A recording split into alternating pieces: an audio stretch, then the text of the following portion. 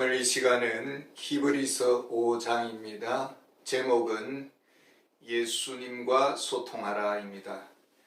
히브리서 5장 1절에 보면은 대제사장마다 사람 가운데서 택한 자이므로 하나님께 속한 일에 사람을 위하여 예물과 속지 않은 제사를 드리게 하나니.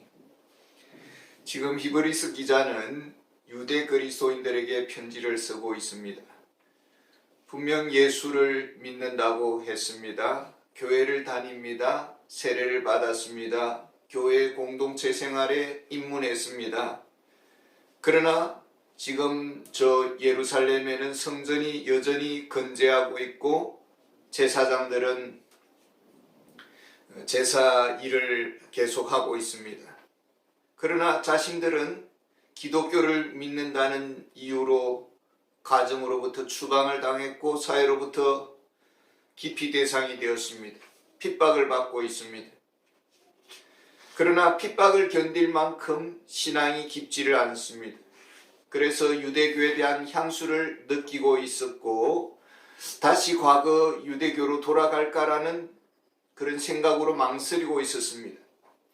히브리서 기자는 히브리서에서 일관되게 주장하고 있습니다. 유대교보다 기독교가 우월하다라는 메시지를 주고 있습니다.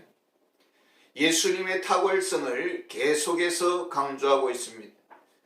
지금 유대교에서 제사를 지내고 있는 제사장들이 있습니다. 모세 시대를 통해서 주어진 옛 언약에 속합니다. 율법의 행위 언약은 하나의 그림자이고 모형입니다. 실체가 오면은 사라지는 것입니다. 태양이 되면은 달이 더 이상 필요하지 않듯이 의의 태양이신 그리스도께서 오셨습니다. 제사제도의 모든 죄 문제를 그리스도께서 십자가 위에서 단번에 영원히 해결해 주셨습니다. 유대인들은 비유대인들을 만나면은 이렇게 묻는다고 합니다. 당신은 하나님과 당신 사이에 중재할 자가 있습니까? 당신과 하나님 사이에 중재 역할을 하시는 분이 있습니까? 이 질문을 하는 유대인들에게는 자신들은 답을 가지고 있었습니다. 자신들의 중재 역할자는 대제사장이라는 것이죠. 자신들이 붙잡은 구원의 줄, 하나님과 사람 사이에 이어주는 중보의 줄이 옛 언약의 대제사장으로 믿고 있었습니다.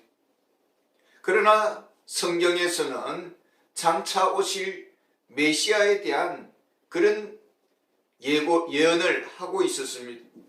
그래서 히브리서 기자는 기독교의 중재자이신 그리스도께서 대제사장의 자격을 가지고 계신다라고 히브리서 5장은 밝히고 있는 것입니다. 대제사장으로서의 자격이 무엇일까요? 1절에 보면은 대제사장마다 사람 가운데서 택한 자로서 대제사장은 사람이어야 한다라는 것입니다. 누군가가 자신의 죄 문제를 가지고 성전에 왔습니다. 자신의 죄를 깨닫고 죄 용서함을 받지 않고는 견딜 수가 없어서 제사장에게 나왔습니다. 그런데 그 속죄 문제를 눈에 보이지 않는 천사가 담당한다고 합시다. 천사는 사람이 아니므로 또 인간의 고통을 느끼지를 못합니다. 짐작은 하겠죠.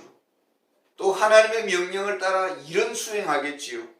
그러나 죄 문제로 인해서 얼마나 그 사람이 지금 상처를 입고 가정이 파탄이 나고 관계가 뒤틀려져 있고 정신적으로 심리적으로 고통하며 아파하는지 천사는 온몸으로 느끼지를 못합니다. 왜? 천사는 몸이 없기 때문입니다. 짐승도 눈물을 흘린다고 하는데 짐승이 흘리는 눈물과 인간이 흘리는 눈물과는 그 차원이 다른 것입니다. 2절에 그가 무식하고 미혹된 자를 능히 용납할 수 있는 것은 자기도 연약에 휩싸여 있음이라. 제사장은 죄 문제를 가지고 나오는 자의 그 연약함을 깊이 공감할 수 있어야 한다는 것입니다. 오죽 저 인간이 연약했으면은 저 유혹을 이기지 못했을까? 정말 너나 나나 별 다를 바 없구나. 너를 보니 또 나를 보는 것 같구나. 그런 생각을 하면서 같은 죄인의 심정으로 제사 일을 감당한다라는 것입니다. 그래서 인간 제사장은 자기 자신을 위해서도 제사를 드리게 되는 것입니다. 3절에 보면은 그러므로 백성을 위하여 속죄제를 드림과 같이 또한 자신을 위하여도 드리는 것이 마땅하니라. 이것이 딜레마입니다. 제사장은 다른 사람의 죄 문제를 가지고 하나님께 나아갑니다. 그러나 동시에 인간 제사장은 자신의 죄 문제를 가지고 하나님께 나아가야 하는 것입니다. 다른 사람의 문제를 가지고 제사를 드리기도 하고 자신의 죄 문제를 가지고 제사를 드리는 것입니다. 이것이 인간 제사장의 딜레마입니다. 또 한 가지 제사장의 또 한 가지 자격 조건이 있습니다. 4절입니다. 이 종기는 아무도 스스로 취하지 못하고 오직 아론과 같이 하나님의 부르심을 받은 자라야 할 것이니라. 하나님의 부르심을 받아야 합니다. 하나님이 지명해 주셔야 되는 것입니다. 비록 인간의 죄 문제를 직면했습니다. 사람을 상대하는 제사장입니다. 하나님과 관계를 이어주는 역할을 하는 일이기 때문에 하나님께 속한 일입니다. 이것은 존귀한 사역입니다. 세상 사람들이 제사장이 자기 죄 문제를 가지고 또 제사를 지낸다고 해서 입방아를 찧을지라도 그는 하나님의 일을 하는 자이고 하나님이 부르셔서 감당하는 존귀한 직분이다라는 것입니다. 그렇다면 기독교의 신약의 예수 그리스도는 참 중재자인가? 참 대제사장으로서의 자격이 있는가라는 것입니다. 5절과 6절을 읽어보겠습니다. 또한 이와 같이 그리스도께서 대제사장 되심도 스스로 영광을 취하심이 아니요 오직 말씀하시니가 그에게 이르시되 너는 내 아들이니 내가 오늘 너를 낳았다 하시고 또한 이와 같이 다른 데서 말씀하시되 내가 영원히 멜기세덱의 반차를 따르는 제사장이라 하셨으니 예수님이 세례 요한에게 세례를 받을 때에 하늘 문이 열리고 하늘에서 소리가 나기를 너는 내 아들이다 그렇게 말씀하셨습니다. 하나님의 아들입니다. 예수님은 하나님의 아들은 모세 시대의 그 아론의 반차를 따르는 제사장이 아니라 아브라함 시대에 멜기세덱이라는 살렘 왕이 있었습니다. 이 멜기세덱은 모세 이전에 이미 왕이었고 대제사장으로서 아브라함의 그 전쟁에서 돌아온 아브라함의 감사 예물을 받은 자입니다. 아론의 제사장직은 모세 시대로부터 시작해서 주 70년경 예루살렘 성전이 멸망할 때까지 그 한계가 시간에 한계가 있었습니다마는 그러나 멜기세덱은 아브라함 이전부터 있었고 또 끝도 없는 영원한 제사장직을 가지고 있다라는 것이고 그리스도께서 바로 그 멜기세덱의 반차를 따라서 대제사장이 되신다라는 것입니다. 예수님은 스스로 자격을 쟁취하기 위해서 자격을 획득하기 위해서 노력하신 것이 아니라 하나님께서 대제사장으로 부르시고 인정을 해주셨습니다. 8절에서 10절을 보겠습니다. 그가 아들이시면서도 받으신 고난으로 순종함을 배워서 온전하게 되셨은즉 자기에게 순종하는 모든 자에게 영원한 구원의 근원이 되시고 하나님께 멜기세덱의 반차를 따른 대제사장이라 칭함을 받으셨느니라.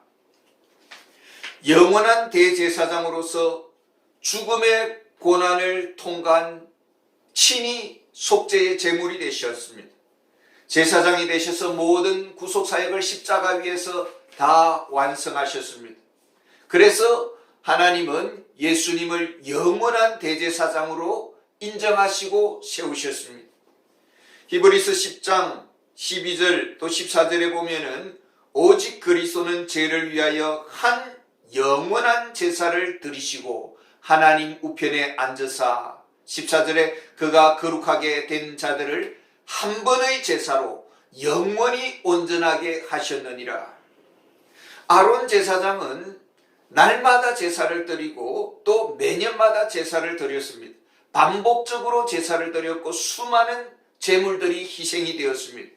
그러나 예수님은 자신이 제물이 되시고 또 십자가 제단 위에서 단번에 영원한 제사를 온전히 드리셨습니다. 그리고 대제사장으로서 하나님의 휘장을 열고 찢고 하나님의 지성소로 나아갔습니다. 히브리서 10장 16절에서 18절을 보겠습니다. 주께서 이르시되 그날 후로는 그들과 맺을 언약을 이것이라 하시고 내 법을 그들의 마음에 두고 그들이 생각에 기록하리라 하신 후에 또 그들의 죄와 그들의 불법을 내가 다시 기억하지 아니하리라 하셨으니 이것들을 사하셨은즉 다시 죄를 위하여 제사 드릴 것이 없느니라. 우리의 과거와 현재와 미래의 모든 죄를 사하셨습니다. 그렇기 때문에 다시 제사 드릴 것이 하나도 없다라는 것입니다. 예수님은 십자가 죽음 앞에서 자기 백성의 죄를 직면하시고 인간의 그 죄와 그 죄의 권세와 그 죄의 능력 앞에서 말할 수 없는 절망을 예수님께서 같이 경험하셨습니다. 인간의 그 죄의 고통과 그 죄의 저주의 그 눈물을 예수님은 당신의 눈물로 삼으시고 그래서 히브리서 5장 7절에 이렇게 말합니다. 그는 육체에 계실 때에 자기를 죽음에서 능히 구원하실 이에게 심한 통곡과 눈물과 간구와 소원을 올렸고 그의 경건하심으로 말미암아 들으심을 얻었느니라. 죄로 인한 죽음 앞에 모두가 무너져야 했습니다. 절망의 끝없는 지옥으로 떨어져야 했습니다. 초라한 죄의 쓴맛을 보아야 했습니다. 주님은 그 모든 죄로 인한 인생의 짐을 천근만근 홀로 지셨습니다. 결국 죽음으로써 죄로 인한 고난의 터널을 지나야 했습니다. 우리의 모든 절망, 한숨, 상처, 분노, 비참함, 부끄러움, 수치, 지옥을 다 짊어지셨습니다. 그러기에 주님은 주님 앞에 나오는 자를 용납하십니다. 9절에 보면은 온전하게 되셨은즉 자기에게 순종하는 모든 자에게 영원한 구원의 권한이 되시고 자기에게 순종하는 모든 자를 다른 말로 하면은 자기를 믿는 모든 자에게 영원한 구원의 권한이 되신다라는 것입니다. 여기서의 순종이라는 것은 율법적인 행위의 순종을 말하는 것이 아닙니다. 그리스도께서 나를 대신하여 죽으신 그 구속의 은혜를 믿는 자, 그 믿음으로 그리스도께 나오는 자에게 단지 도와주실 뿐만 아니라 그 무거운 짐을 같이 공감하신다라는 것입니다. 그 아픔을 같이 헤아리시고 그 깊은 고뇌를 같이 느끼셔서 주님 앞에 나오면은 주님께서 하시기를 아무 걱정하지 말아라. 너가 그동안 얼마나 힘들었느냐? 내가 다 해결해 줄게. 나만 믿으라. 너의 모든 문제를 나에게 맡겨라. 내가 다 알아서 처리할 것이다. 히브리서 4장 16절에 보면 그러므로 우리는 긍휼하심을 받고 때를 따라 돕는 은혜를 얻기 위하여 은혜의 보좌 앞에 담대히 나아갈 것이니라. 왜요? 주님은 우리를 아시기 때문입니다. 우리의 눈물을 아시고 우리의 한숨 소리를 들으시고 말할 수 없는 깊은 고뇌를 느끼시고 절망의 답답함을 아시는 것입니다. 그리고 믿고 나오는 자에게 도와주시는 것입니다. 그런데 문제가 있습니다. 지금 유대 그리스도인들은 이런 살아계신 영적이고 실제하시는 그리스도를 믿지를 못하고 있습니다. 가까이 계신 그리스도를 알지 못하고 있습니다. 여전히 율법 교사 아래에서 도덕군자 소리에 머물러 있다라는 것입니다. 인격적인 그리스도, 살아계신 그리스도와 영적인 소통이 이루어지지 못하고 있다라는 것입니다. 그러니까 입으로 신앙 고백을 하지만은 주님께 나와서 부르짖지를 않습니다. 히브리서 2장 18절에 보면 그가 시험을 받아 고난을 당하셨은즉 시험 받는 자들을 능히 도우실 수 있느니라. 능히 도우시는 주님을 믿지 않고 있습니다. 복음을 들었습니다. 복음의 빛 앞에서 저들은 감격했습니다. 그런데 어떤 문제 앞에서 지금 두려워하고 있습니다. 무기력한 신앙생활을 하고 있습니다. 부르짖지 않습니다. 주님 앞에 나오지 않습니다. 이전에 히브리서 기자는 유대 그리스도인들의 문제를 경고했습니다. 히브리서 2장 1절에 그러므로 우리는 들은 것에 더욱 유념함으로 우리가 흘려 떠내려 가지 않도록 함이 마땅하니라. 하나님의 말씀을 듣기는 들었습니다. 그러나 입으로는 아멘 하는데 지금 딴 생각을 하고 있다라는 것입니다. 아멘 할렐루야는 잘하는데 남들이 하니까 따라하고, 그러면 잘 믿는 사람으로 그렇게 다른 사람들이 여기는 줄 알고 그런 소리를 듣고 싶어서 아멘 소리는 큰데 정작 예수님을 믿지 않고 있습니다. 시험이 오니까 유대교로 다시 돌아갔습니다. 히브리서 3장 12절에 보면은 형제들아 너희가 삼가 혹 너희 중에 누가 믿지 아니하는 악한 마음을 품고 살아계신 하나님에게서 떨어질까 조심할 것이요. 왜 저들은 신앙의 성장이 없었을까요? 오랜 세월 교회를 다녔습니다. 히브리서 5장 12절에 보면 때가 오래되었으므로 너희가 마땅히 선생이 되었을 터인데, 어느 정도 교회 다녔으면 또 배웠으면 이제는 교사가 되어서 다른 연약한 성도들을 세워줘야 하는데, 교회 다닌 연수는 자랑하는데 연약한 자를 세워줄 수 있는 그런 지혜가 없는 것입니다. 영적 재생산의 역사가 일어나지 않고 있더라라는 것입니다. 그 마음이 완고했다라는 것이죠. 과거의 깊은 상처와 아픔과 이 문제들을 해결할 그런 능력이 없더라라는 것입니다. 우리가 살면서 마음의 그늘이 있다면 빨리 지워내야 됩니다. 하나님의 말씀을 받을 때에 그 순수한 마음으로, 깨끗한 마음으로 받아들이고, 그리고 단단한 음식도 잘 소화할 수가 있어야 되는 것입니다. 문제는 어디에 있었습니까? 히브리서 5장 11절에 멜기세덱에 관하여는 우리가 할 말이 많으나 너희가 듣는 것이 둔함으로 설명하기 어려우니라. 저들이 영적으로 둔감했다라는 것입니다. 처음에는 복음의 빛을 받았는데 왜 지금 둔감한 상태가 되었습니까? 이것은 하루아침에 둔감해진 것이 아니다라는 것입니다. 마음의 울룩을 지웠어야 되고, 또 조금의 어둠도 그냥 방치해서는 안 되는 것입니다. 예수님의 보혈을 피를 힘입어서 정결함을 받아야 되는데 그런 아픔과 상처와 원한과 죄가 방치되고 쌓이고 쌓였다라는 것입니다. 마음의 문제를 해결하지 못했다라는 것입니다. 복음의 말씀을 믿음으로 받아들이지를 못한 것이죠. 히브리서 4장 2절에 보면은 그들과 같이 우리도 복음 전함을 받은 자이나 들은 바 그 말씀이 그들에게 유익하지 못한 것은 듣는 자가 믿음과 결부시키지 아니함이라.